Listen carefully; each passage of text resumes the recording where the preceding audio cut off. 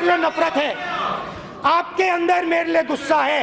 आपके लिए मैं पप्पू हूँ, आपके लिए मैं अलग अलग गाली दे सकते हो, मगर मेरे अंदर 4 जून के बाद मोदी सरकार तो बनेगी ही बनेगी। ये इंडी गठबंधन टूट करके बिखर जाएगा, खटाखट खटाखट। मैं आपको लिख के दे रहा हूं, 4 जून नरेंद्र मोदी हिंदुस्तान के प्रधानमंत्री नहीं रहेंगे। इंडिया क्या आपने कभी सोचा है कि एक वोट से कहीं ज्यादा ताकतवर चीज क्या है? जवाब है एक ट्रेंडिंग सोशल मीडिया कैंपेन, जिसके पीछे होता है करोड़ों का डिजिटल बजट, सैकड़ों कंटेंट क्रिएटर्स और बारीकी से डिजाइन किया गया प्रोपेगेंडा। इस वीडियो में हम जानेंगे कि कैसे सोशल मीडिया आज का सबसे बड़ा राजनीतिक हथियार बन चुका है और उसमें फाइनेंस का क्या रोल है। 2009 तक राजनीति टीवी और अखबारों तक सीमित थी, लेकिन 2014 में सब कुछ बदल गया। बीजेपी ने लॉन्च किया स्लोगन अब की बार मोदी सरकार। यह सिर्फ एक नारा नहीं था, बल्कि फेसबुक, ट्विटर, यूट्यूब और व्हाट्सएप के जरिए भारत के हर कोने में फैलाया गया एक मिशन था। उन्होंने पहली बार डिजिटल इंडिया और डिजिटल पॉलिटिक्स का मेल किया। इस मुहिम के लिए बनी थी एक पूरी team, data analysts, social media managers, meme designers और इन्फ्लुएंसर नेटवर्क, जिसने दिन रात इंटरनेट पर एक ब्रांड बनाया, मोदी। अब सीधे बात करते हैं कि बीजेपी, कांग्रेस और आम आदमी पार्टी ने कैसे सोशल मीडिया से जनता को प्रभावित किया। 2019 के लोकसभा चुनाव में बीजेपी ने फेसबुक एड पर 17 करोड़ से अधिक और गूगल पर 19.1 करोड़ रुपये खर्च किए। लेकिन ये सब बीजेपी ने ही नहीं किया, कांग्रेस ने भी कसर नहीं छोड़ी। कांग्रेस ने गूगल पर 5 करोड़ से अधिक खर्च किया और उनका स्लोगन था अब होगा न्याय और हाथ बदलेगा हालात। आम आदमी पार्टी का स्लोगन था झाड़ू चलाओ, भ्रष्टाचार भगाओ। उन्होंने 15,000 डिजिटल वॉलंटियर्स तैयार किए और दिल्ली व पंजाब में हजारों व्हाट्सएप ग्रुप बनाए। आज हर पार्टी के पास होता है एक आईटी सेल जो memes, short video, fact manipulation, WhatsApp forward chain और यूट्यूब शॉर्ट्स के जरिए टारगेटेड मैसेजिंग करता है। आपने देखा होगा कि एक मुद्दा अचानक वायरल होता है और वह नैरेटिव बन जाता है। 2024 में बीजेपी का नया स्लोगन था मोदी की गारंटी, जिसे हर रील, शॉर्ट और फेसबुक एड में दिखाया गया। कांग्रेस का था भारत जोड़ो यात्रा, जिसे इंस्टाग्राम लाइव्स और डेली व्लॉग्स से बढ़ावा दिया गया। अब सवाल उठता है कि इतना पैसा कहां से आता है? फाइनेंस के 3 बड़े सोर्स हैं। पहला, चुनावी बॉन्ड्स। 2018 में शुरू हुआ यह सिस्टम, जिसमें डोनर की पहचान गुप्त रखी जाती है। वित्तीय वर्ष 2023-24 में बीजेपी को कुल लगभग 4,340 करोड़ रुपए बॉन्ड्स के रूप में मिले, जिसमें से 1,685 करोड़ चुनावी बॉन्ड्स से थे। कांग्रेस को इसी साल कुल 1,225 करोड़ रुपए बॉन्ड्स मिले, जिनमें से 828 करोड़ चुनावी बॉन्ड्स से थे।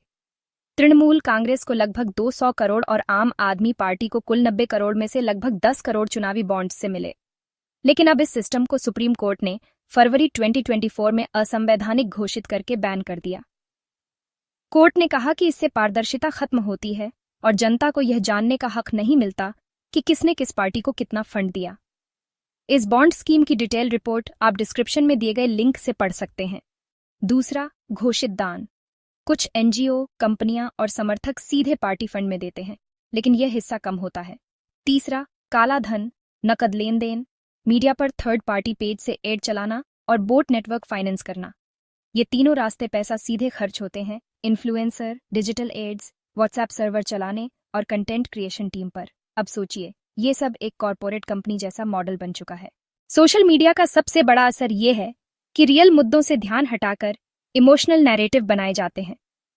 रोजगार, महंगाई और शिक्षा जैसे मुद्दों की जगह जाति, धर्म, राष्ट्रवाद और सेना के नाम पर वोट मांगे जाते हैं। इसे कहते हैं इमोशनल इंजीनियरिंग विया सोशल मीडिया। बीजेपी के स्लोगन में अक्सर सुनने को मिलता है मां भारती के सपूत, राष्ट्र की सेवा में मोदी और अब की बार 400 पार। कांग्रेस और आम आदमी पार्टी इसके जवाब में स्लोगन चलाते हैं जैसे लोकतंत्र बचाओ, संविधान खतरे में और हाथ से हाथ जोड़ो। लेकिन जनता को समझना होगा कि इन सभी अभियानों के पीछे एक रणनीति होती है, जिसका उद्देश्य होता है पब्लिक ओपिनियन को कंट्रोल करना। क्या चुनाव आयोग इस सब की निगरानी करता है? कुछ हद तक।